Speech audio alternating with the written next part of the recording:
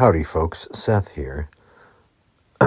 So I wanted to record this to Instagram, but they won't let me put a long form audio on my video. So here I am on TikTok producing this. I've been experimenting with fountain pens lately, and what we have here is a 7x10 Arches hot press watercolor paper pad, and gonna do some sort of, undead night with chainmail sort of thing. Going in with the initial drawing with a, I think, 2H pencil.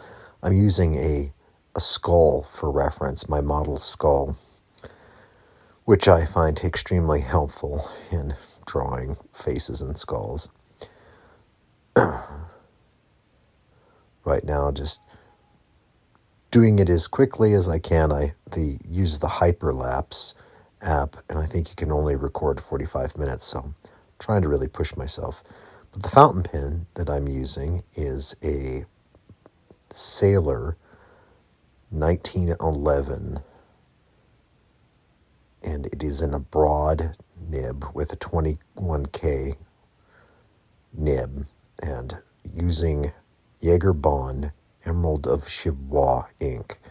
It's a beautiful green emerald turquoise ink that is a shimmer ink.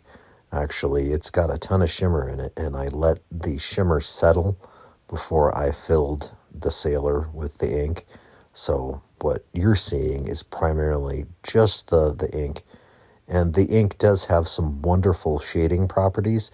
However, they're truly more captured on like a fountain pen friendly paper. There's still some shading here, but you're not getting a lot of the violet hues that you can see with like a Tomoe River paper, or even on Midori. In my Traveler's Notebook, the shading shows up pretty good, being that this 100% cotton paper is rather absorbent. So had to take a break for a drink of water real quick, but just going nonstop with the drawing, trying to capture as much in the time frame that the Hyperlapse program would allow me. Going for a much looser, messier, gross, intricate feel. And I will say that my experience with using this pen, drawing like this, it was fairly effortless. I'm almost applying no pressure whatsoever.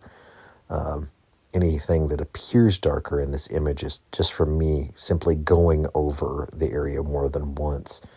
It was the lightest pressure that I was using.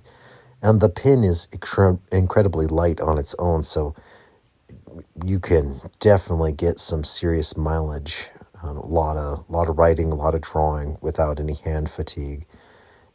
One of my favorite fountain pens to use by far, but I hadn't committed yet to really making a highly detailed drawing, and this is one of my major first attempts at it. Thanks for watching.